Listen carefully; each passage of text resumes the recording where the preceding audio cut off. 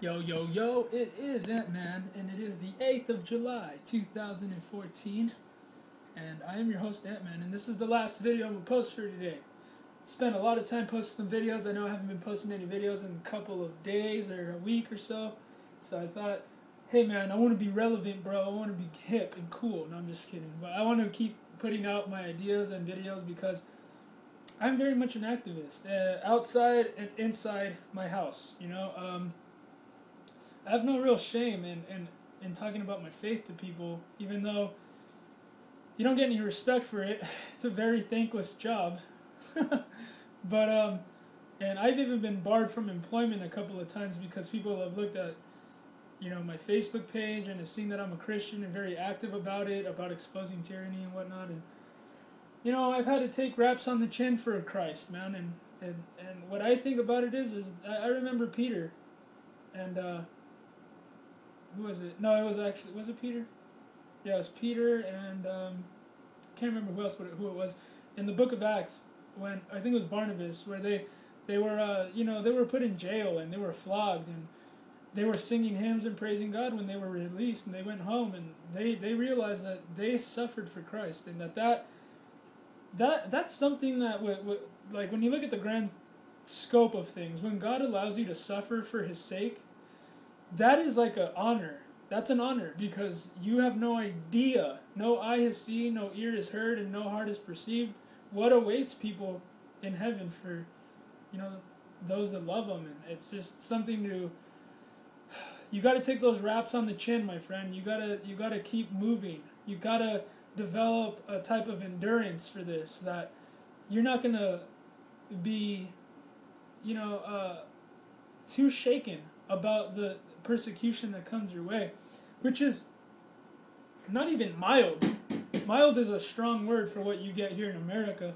You just get talked bad about, not even to your face, because the society and the culture is too cowardly to ever talk badly to your face. They'll do it behind your back, though. I get plenty of people talking badly behind my back and saying things that aren't true about me, and that's something that I got to deal with all the time. But it is a dishonor to God to let anybody take my peace away from me, take my joy, kill my joy, steal my peace, destroy my life because of what they think. I don't care what you think. With all due respect to your person, I don't care what you think. It's not going to physically harm me. It's not going to emotionally make me sad or anything. It's not going to get me spiritually down. It's actually encouraging to me because I know I'm doing my job right. Whenever there's a heckler, whenever there's a guy that's opposed to what you're saying, that's because you're touching on truth. You're touching the heart. You're touching the conscience. And that's what we got to do. We got to stand boldly for Christ. You might get blue labeled. You might be targeted. You might be even discriminated in your job and at school. But this is all for Christ's sake. And the more we stand up, the more we sacrifice ourselves to live for God, the more you're going to inspire people to follow, because we're unusual people, man. You can talk badly about us all you want. You can strike me. And I have been struck by people that afterwards say they love me and that they're sorry, because I have a certain substance that lives inside of me that is of God. God is in me, and He helps me go through all this stuff, man, and forgive people. You know what I mean? And what else can you do? If you don't love people, you're not really truly following God. You gotta love people. Love them even if they hate you. Love them even if they're living in disgusting habitual sin. Love them anyway, because it's that that's gonna transform them. Think about it.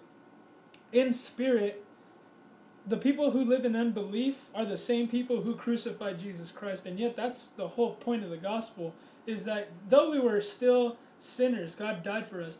Yet, while I was dead in transgressions and all this, and sin and all this, it's like God still did an amazing work so that I can say, wow, every day, and just totally praise Him and thank Him for that, and say, wow, you have freed me from bondage, from the stuff that gets everyone else to act sinful, the deceiving sinfulness that hardens the heart in every single man and woman.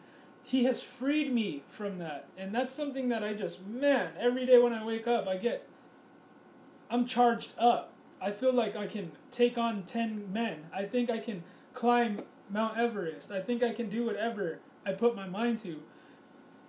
And man, that is a complete transformation to how I used to think. And I know that a lot of people there, there's certain amounts of what God has saved you from, but if you have been forgiven much, you will love much. If God has saved you from hardcore tyranny and oppression and abuse, man, you're gonna be on fire. You're gonna be on fire, dude. And that's just the amazing work of the gospel.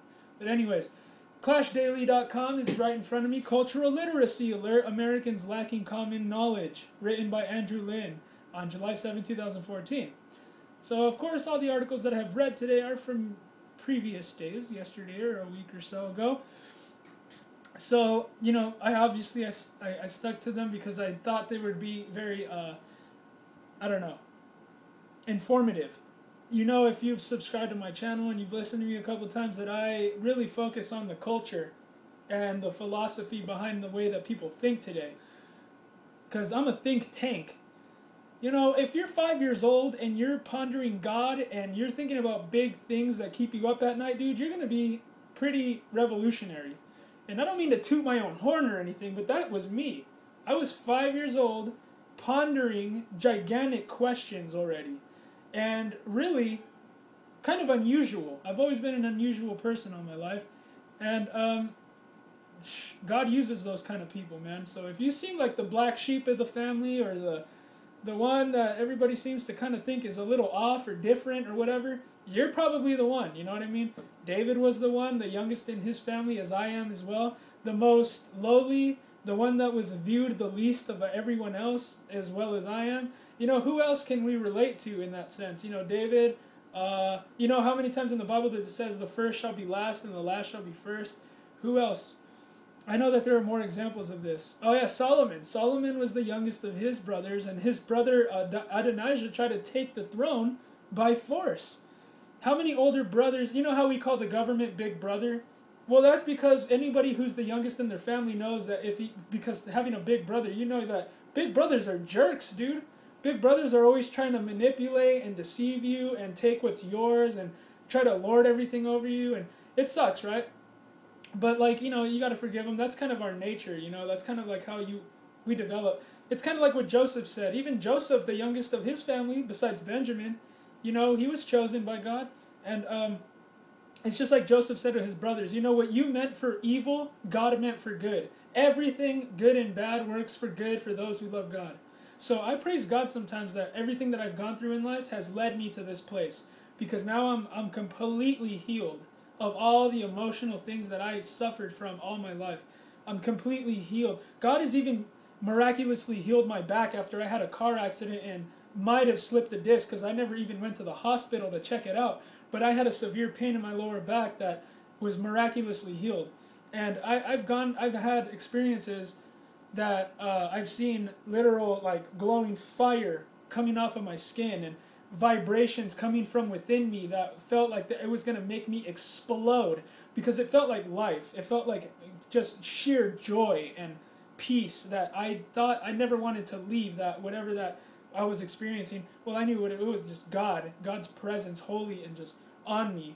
I just felt like, man, I never want this to end. And it's just, God has shown me some great things to give me faith, besides the fact that I read His Word, and that is the source of our faith. It is sufficient. His Word is sufficient. His grace is sufficient. You don't need people to tell you, God has talked to me, and there's going to be a cloud coming into your house that's going to speak to you, and you don't need that. People that are weird say stuff like that. Anyways, you know me, I get on these rants, dude. Several years ago, I was watching the television series Are You Smarter Than a Fifth Grader?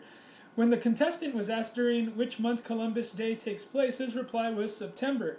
Of course, that is wrong. That is the wrong answer. Columbus Day takes place in October. What is interesting or sad is this contestant had majored in history and was a law student. Oh, okay, that changes everything there. An honest mistake's an honest mistake. I mean, I can forget once in a while who Publius was, the three guys that made up Publius, but That's an honest mistake. I'm not really even a major in history yet. I'm doing that right now, and I'm minoring in political science, but I'm still, you know, a little wet behind the ears when it comes to knowing all these things by heart. But when you're a major, and it's like, you got no excuse. But such scenarios are increasing common, and they have been occurring for years. This problem is known as lack of cultural literacy, defined as the ability to understand and participate fluently in a given culture.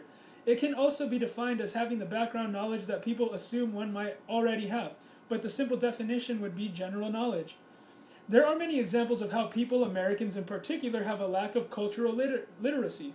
Not knowing specific dates of historical events, as previously mentioned, is just one example. History, political science, and geography appear to be the subjects which some Americans have a lack of knowledge or even interest in.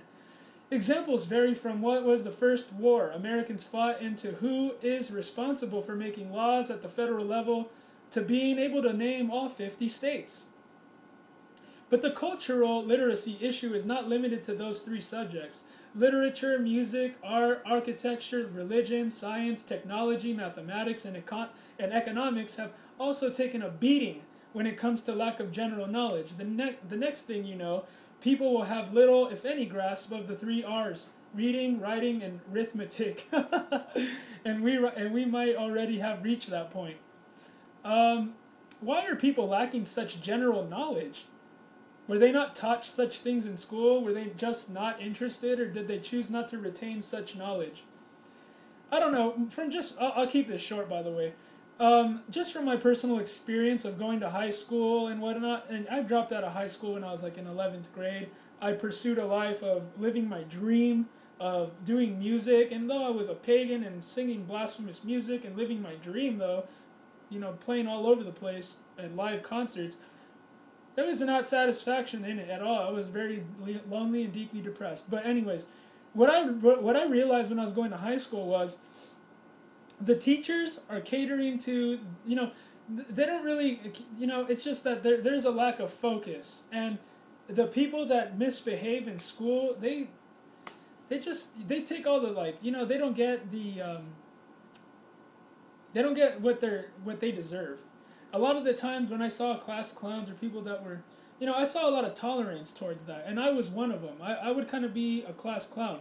I wasn't a punk thug that would start fights at school, in high school at least. I already had gotten over that phase in my life, but like I was kind of just a class clown, you know what I mean? And I realized that there was a lot of people in school that really wanted to learn and that took interest in stuff, and I didn't have any interest at all in going to school. I was forced to go to school. That's how I saw it, and I didn't care about it. And I didn't even like drink or smoke or do anything like that at that time. I was just totally distracted by the culture, and that's kind of what the public school system does. It kind of just gets you to have this kind of hive mentality that you need to fit in with everybody, that you need to kind of do what everybody else is doing, and I don't think that it's very good. Like when it comes to educating people, the public school system is a joke, man. It doesn't help anybody. And there's so many students per classroom that you can't even have your teacher take any special interest in teaching you anything. Like math, if you're having trouble in math, they're not going to really help you. But anyways, I need to get through this. Although apathy and ignorance have played a role, the teachers themselves are a main source of the problem, as I was just saying. Reasons vary from the teacher, assuming that the students already know certain material to political correctness and indoctrination, the latter reasons being more of an issue recently. I got in trouble a lot for defending myself, too. Or like trying to stop someone who brought a gun to school and try to put a gun to my friend. And yeah, this is an actual experience I had. And anytime that I stepped out to stop somebody from just hurting someone else, I would be the one that gets in trouble. And I always got mad and angry about that, because I don't see how a public school system can take away that right of self-defense for somebody. If somebody is trying to intimidate me at school or start fights with me at school, I have every right to defend myself, especially if that person's going to lay a single finger on me. And you know what? The public school system, they don't punish people rightly for those things. They make everybody accountable. It's like they treat you like a collective and not an individual, and that's not a good thing. Let's see. Latter reasons being more of an issue recently. Common Core, introduced in the mid-1990s and somewhat reflective of the two latter reasons, is only part of the problem, especially since it focuses primarily on the 3 R's. In today's politically correct world, teachers not only avoid particular areas of subjects that might be regarded as offensive to some, but they also seek to indoctrinate their students with liberal beliefs. Keep in mind, more teachers are liberal these days. Examples are as follows. Yeah, because they're a bunch of cowards. You know, we don't have a lot of people out there that are like, I read an article the other day of a professor who wasn't given the full status of professor because he had converted to Christianity, even though he had started his career off as an atheist. And he sued. He sued the college that he went to, and he actually won. They gave him $50,000 at court, and they told the university they have to promote him. And a lot of you guys that are teachers out there that are creationists, that believe in God, you guys need to stand up for your rights. You can't just let people bully you around and tell you that you cannot teach, and because that's not right.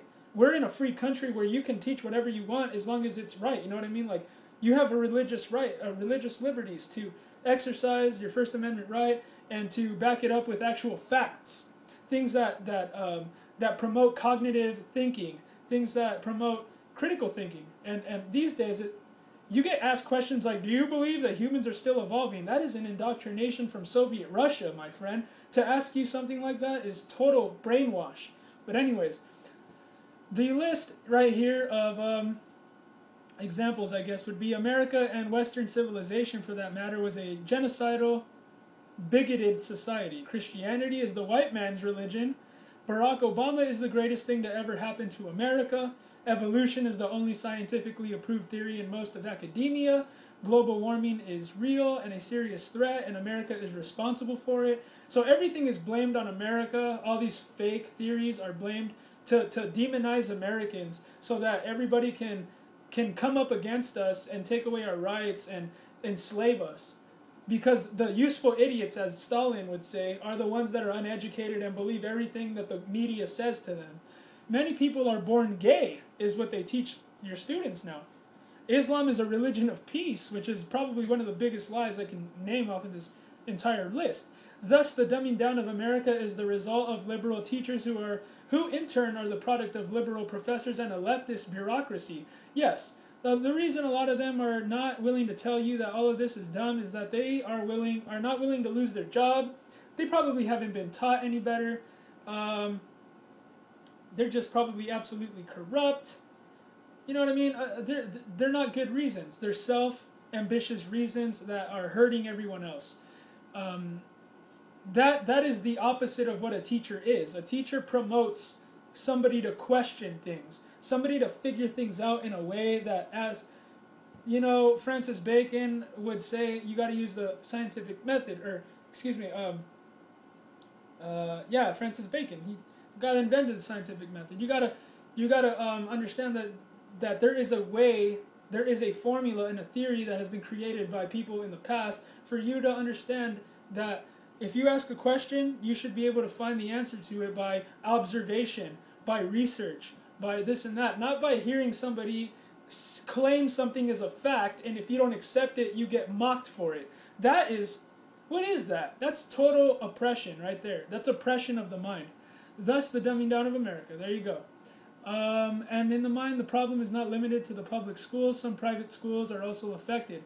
I believe that most religious, like Catholic schools or religious, like private schools, are the absolute factory of these atheists. I think that they are the ones creating the most atheists, and that would be probably due to the way that they lead. They are probably very not into the, I don't know. What they're doing is not right, though. If they're creating atheists, then they're not doing their job as educators right. What can be done? Here are some suggestions. Here are some suggestions. I meant to say. Find out what is being taught in your local schools, public or private. If they stonewall you, then demand to know at the next school board meeting. After all, you are paying for your child's education. Make sure they are being taught the important subjects and not being indoctrinated with the liberal agenda. Say no to political correctness in the subjects and yes to general knowledge. Say no to Common Core. Common Core caters to ignorance and not, it doesn't promote you know, the stimulation of the mind to think wider and broader. It's just catering to the declining, you know, IQs that are going on these days. Common Core is horrible, man. Common Core actually is focused on making right-wingers look like fascists. They train you to think that the American founding fathers are terrorists. It's really not good at all, man. It's total indoctrination, Adolf Hitler style.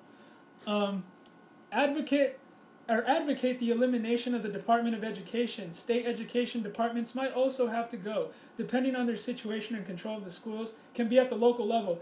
I have a better question, and this question was raised by Dr. Kent Hovind, if you guys know who that is. Saying that we should keep or put God back in the public school is a bad question. How about we ask a better question? Should we even send our children to these government-funded institutions? Should we even send our child to a public school in the first place? That's a way better question than should we put God in the school, because, you know what I mean? Sure, I can kind of respect the way some people look at it, like, you know, the whole keeping God out of the school, I guess. That's why it's important for you guys to educate your own kids, because you have to bring up your own kids. Why are you relying on other people to raise your kids for you? Do you know how many Christians raise their kids, and once they're off to college, they're gone? Their Christian faith is gone.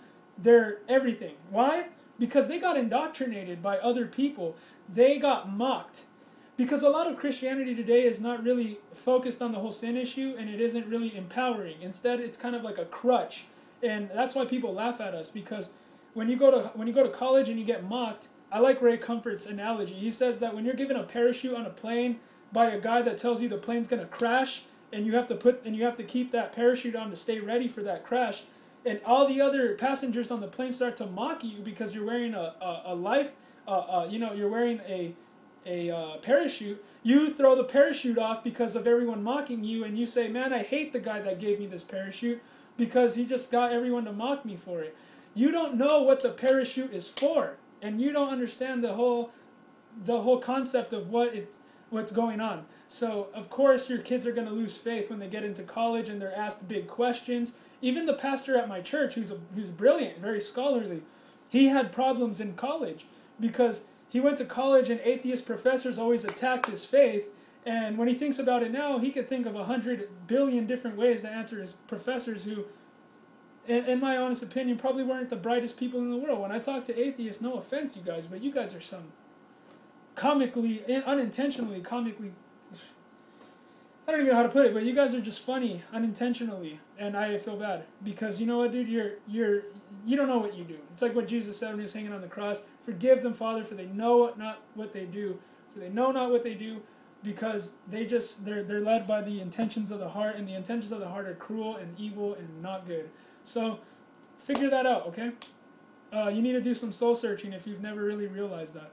So if the public schools in your area are not able to or not willing to fix the problem, then try a private school. If you don't have if you don't have that option, then go to homeschooling. Go for homeschooling. Why not? Homeschool your kid. He will be way smarter than the kids that go to public school.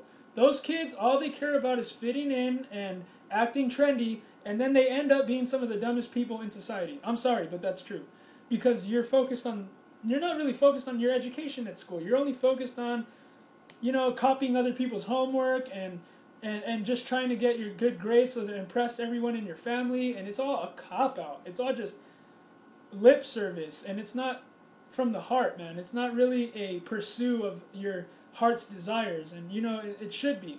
Your education should be important to you. Look over the list of colleges and universities that your son or daughter might be interested in attending. Although location and price are main factors, the quality of education is most important. Amen. I consider, and I recommend to all of you to go to Hillsdale College, man. You want to learn real American politics and history and heritage? Go to Hillsdale College. It's a brilliant college. I learned everything that I pretty much know there. And they don't lack any type of, they even refer you to good books to read. They teach you a well-rounded scope of being a statesman in this country, man, of just knowing what's going on, how to approach everything, and be just an all-around good citizen, man. Anyways, let's see. While being involved with the Tea Party, I made a sign that read, "Take back our country," with a list of examples. Taking back our schools was one of them. By following these suggestions, you can do just that. I can't imagine what being a parent is like, you guys. I'm not one myself, though I have a stepdaughter, but I mean, she's far away from me right now. And you know what I mean? I don't have a lot of experience, but I can imagine that life is so busy. Just being single for me, life is so busy. I can understand how I can almost imagine in a way how busy it is for a lot of you guys out there with kids to even worry about their education. But I tell you now, invest in your child's education, or else you won't benefit from it. In fact, it'll curse you, and it's not a good thing for the entire country. So with that, I'm going to leave you guys to your thoughts. I appreciate you guys running on across my channel and looking at this channel and giving it a chance and whatnot. Know that I say everything with faith and love, man. I don't mean to, I don't get off on, talking down to people or anything like that. I don't even consider myself to be the brightest crayon in the box or anything like that, or the sharpest knife in the drawer. But I know what I know. I know what I believe and why I believe it, and I have strong convictions about it. So that's what I promote. I promote that you really care about what you pursue in your philosophy and your own thinking, because ideas can be dangerous, man. Ideas are the things that cause things like what happened in Nazi Germany. Ideas can also cause things like liberty, and the greatest example of that is the United States of America. So you guys, God bless and have a good day.